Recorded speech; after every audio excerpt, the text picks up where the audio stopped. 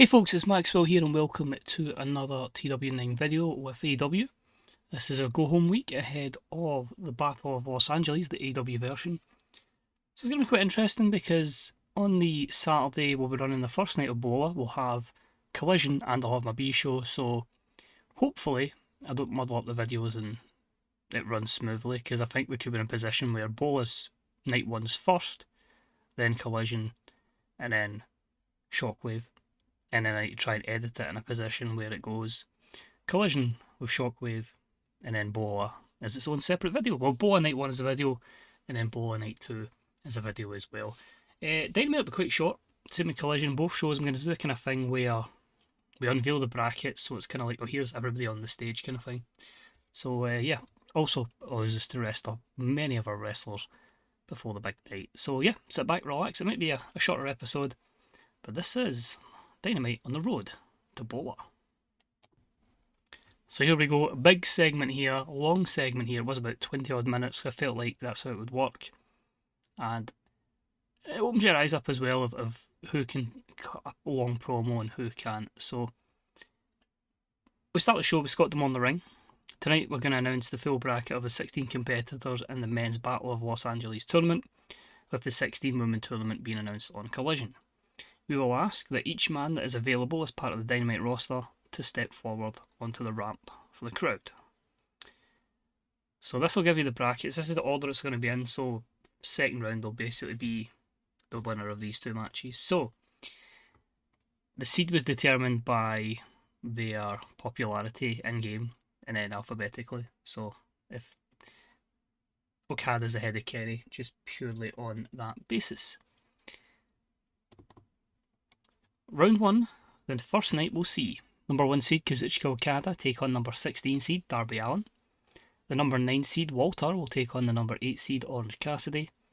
The number 5 seed Jon Moxley will take on the number 12 seed Sami Zayn. The number 13 seed Pac will take on the number 4 seed Bryan Danielson. Number 3 seed Will Ospreay will take on the 14th seed Kevin Steen. The 11th seed Hangman Adam Page will take on number 6 Claudio Castagnoli. Number 7 Jay White will take on number 10 Zack Sabre Jr. And to end it out, it will be number 15 Konosuke Takeshita against number 2 Kenny Omega. What a night of action we will see this Saturday night. So my mentality was as well, Adam Cole I still need to get places, so I didn't feel it was right to add him. MJF I felt like wouldn't want to enter the tournament. And Swerve I felt like you could work that thing with Keith Lee, although I'd love to have Swerve in this. But overall I'm quite happy with it. So we advanced 2 storylines out of it, which is good. It shows us that Scott Demore, Pac, Claudio Castagnoli and Jay White don't have the microphone skills to talk for that amount of time, because of the way I worked it, but a lot of positives there, and a 78 rated segment. Our opening contest for the night was a decent matchup that saw Will Ospreay take on Big Bill, and he defeats him in 13:05 with the Oz Cutter. I was really worried to see how this match would go. We made it steal the show, and yeah, they absolutely delivered. Ospreay bringing a 90 rated performance. I actually thought these two would have a skill set that would clash, but not to be. 71 wrestling, 54 for the crowd, and an 80 segment overall. Just fantastic stuff from Ospreay. And he says, well folks, the bracket has been set, and what a match up for round 1. A first time ever match. Now I think this is the case. I don't think Ospreay and him and Steen have crossed paths, but I may be wrong, so that's why I put that in. Between myself and Kevin Steen. I know many folks around the world will be looking forward to this one, and I will too. I can't look past Kevin, it's a stacked field, but hopefully I can do you all proud, put on some bangers, and win. So 2 strong promos there in the 78s, so that might help us as long as our main event delivers. We have a small hype video for one of our participants in the next matchup. The goddess built as if she was carved from stone. It is Megan Bain. She is in action next, and that was a 35 rated hype video. And in a Wild Brawl, she had a decent wrestling match, but not a lot of heat. She defeated Sarie in 8:26 by pinfall. 62 wrestling, 42 crowd, 64 segment. Performance is pretty good. I mean, both of them have got a long way to develop. So yeah, if we just keep getting the matches, they're going to keep improving. Then I had a decent match up here. Daniel Garcia and Zack Sabre Jr. had issues, and they drew tonight. So then I've went and said I'm trying to rest everybody for the big tournament, and Sabre Jr. and Will Ospreay have went 15 and 20 minutes tonight. So I felt like it was a good way to start, as no one can get the better of the other. 65 for the wrestling, 54 crowd, 65 segment. You're probably going to lose points for the draw, but the story advances. Zack Sabre Jr. only getting a 58, so obviously that's more rated in popularity, so we'll need to work on that, because in ring he'll be amazing. The low heat's probably not helped it. Maybe greatly overused because he had a 20-minute segment as well, being in that opening segment. And inconsistency, but handling the gimmick change of Daniel Garcia to Red Death, sorry, from Red Death to the Everyman. The gimmick idea was a success, and the gimmick got an initial rating of great. Good stuff. And then we have another segment for Zack Sabre Jr., which is probably going to hamper me even more, but the match has been declared a time limit draw. Both competitors are gutted. Garcia is absolutely pleading for an extra 5 minutes, but Zack Sabre Jr. is having none of it, and he walks off to the back. So a 67 segment for that one, as we'll continue their feud. We then had a decent match up here that saw Keith Lee defeat Kyle O'Reilly in 10:50 with a Spirit Bomb.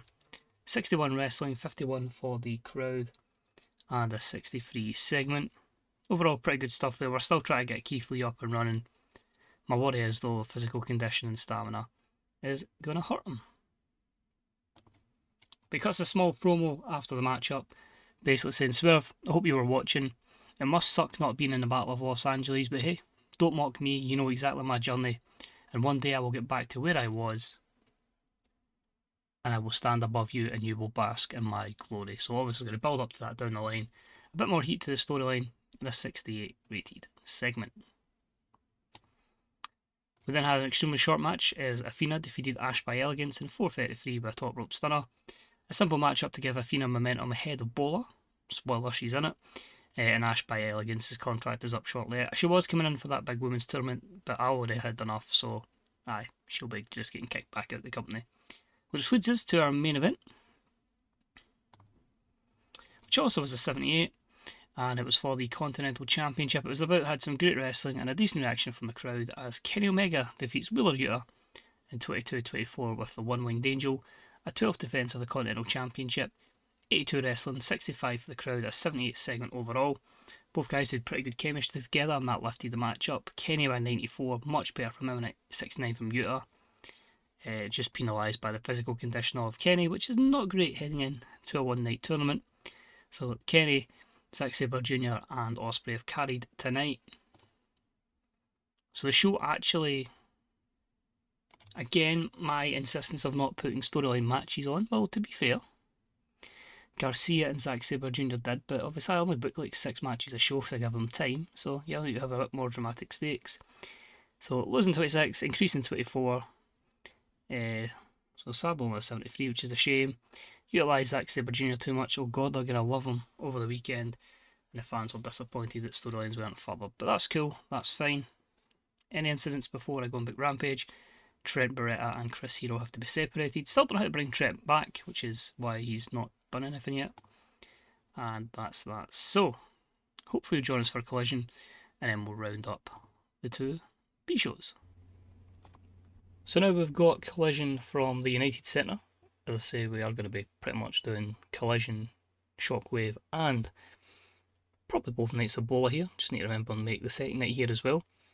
So, similar to AEW Dynamite, we start off with the announcement of the bracket for the Battle of Los Angeles. Of course, this is Jessie McKay coming out, and she's telling us about the women's tournament.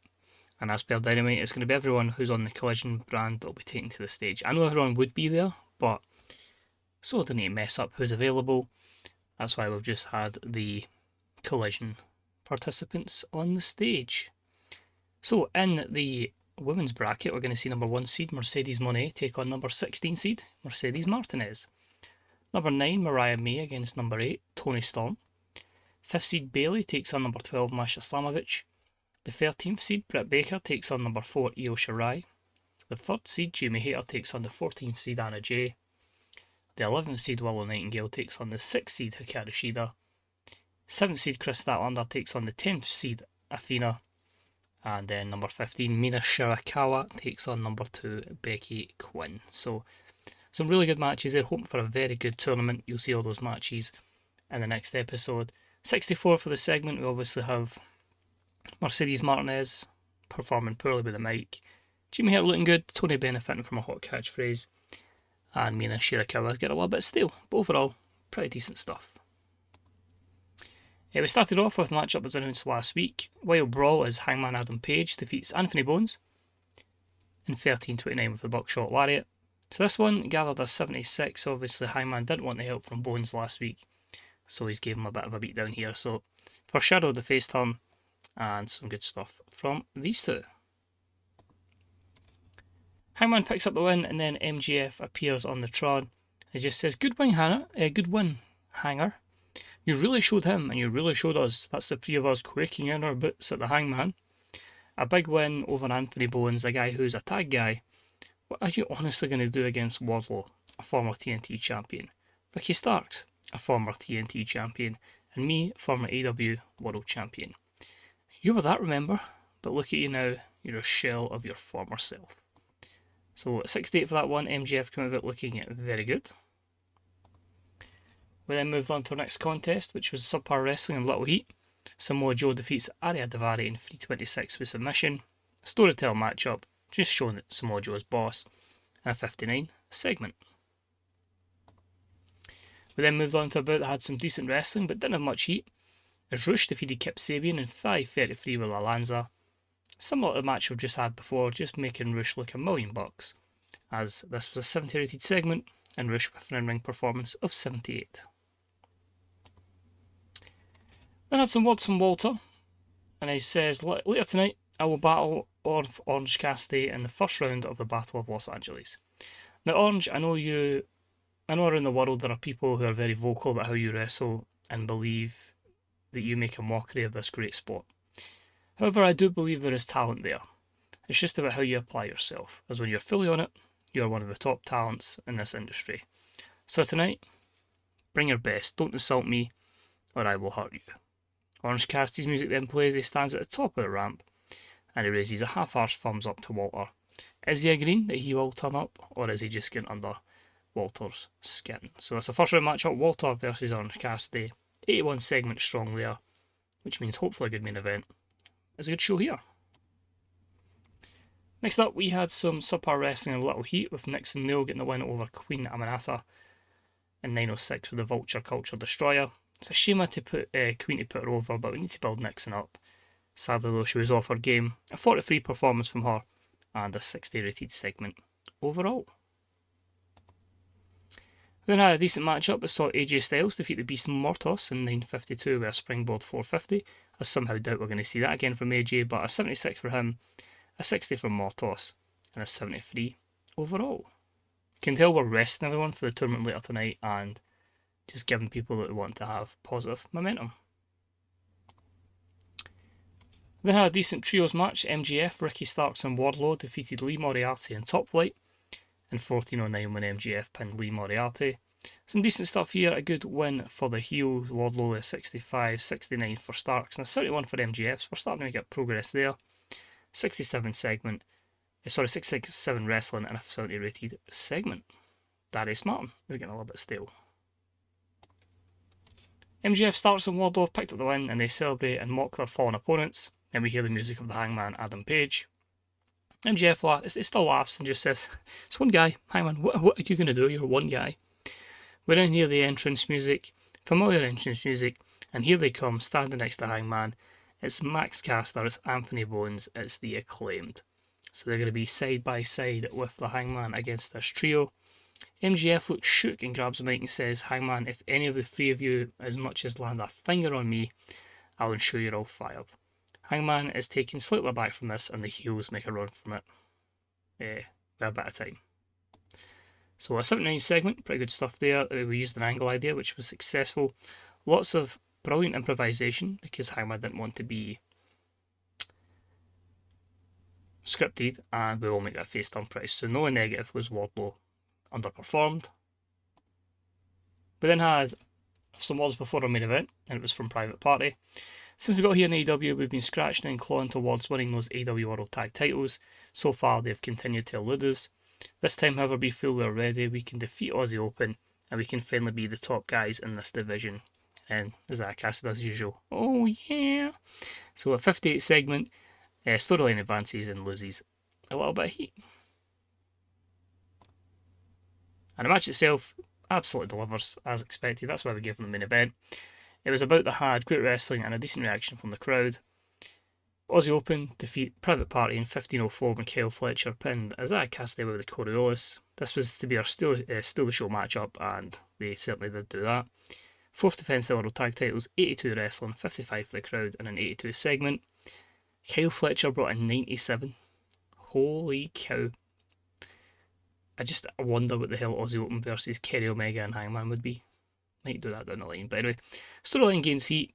We lose a little bit of, probably 3 or 4 points there because of the lack of psychology. But that's absolutely fine. And I think you're capped out at 15 minutes as well. So you get your pro and con out of that one and the low heat of the storyline. Overall though, 79. I suppose that's fair. Only gaining popularity in 2 regions. Again, not too many storylines are moved, but again, that's all going to be a case of resting people. I think it's a successful show, you're resting people for the show that's about to happen. So I'll finish that. So the good thing is it's Shockwave, so what I'm going to do here is I'm going to book Shockwave, and then I can quickly go over it while I'm preparing to book BOLA. So let's see if there's any locker room incidents between shows. There's none. Let's get to Shockwave. So a little quick ending to the video, we're just going to quickly cover Rampage and Shockwave, just to let you see what's been happening on the B shows. I went with Shane Taylor defeating Action Andretti in a 42 rated match. We had a promo from Shane Taylor, which was a 54. We had Hikaru Shida and Riho teaming up to defeat Harley Cameron and Camille in a 66. This was also a rating when Sammy Guevara defeated Dralistico. We then had some words from Sammy Guevara, which was a 55. We then had FTR defeat the Kingdom in our main event in a 71. Before we had some words from Dax Harwood and Cash Wheeler to end the show on a 55. As for Shockwave, Chris Jericho was there and he had a 54, only a 45 rated performance compared to Dutch's 54, which is worrying, and Jericho's promo was only a 69. A Wardlow squash over Ortiz was a 66, and then a word from Ricky Starks over the whole Hangman situation was a 65. We then had a Max Caster rap, which was a 62. He then defeated Anthony Henry, which was a 59. Hologram defeated G-Day Drake, which was a 66. Jamie Hayter gave us her thoughts ahead of the Battle of Los Angeles tournament, which was a 73. Takuma Aroha defeated Taya Valkyrie in a 54. And the main event saw Johnny Gargano defeat Johnny TV in a 61. I was expecting better, but sadly both guys didn't click as opponents. So, quick round up there. I say the next video will be night 1 of BOLA, and the video after that will be the final night of BOLA. So thank you very much for watching, it's deeply appreciated. If you got your predictions for the bracket, let me know in the comment section below. A wee thumbs up as always is deeply appreciated. And remember to check out the Fantasy Booker subreddit, Grey Dog Software Forum, twdb.com and bethebooker.net. Until next time, take it easy. I'll see you for BOLA. Bye bye.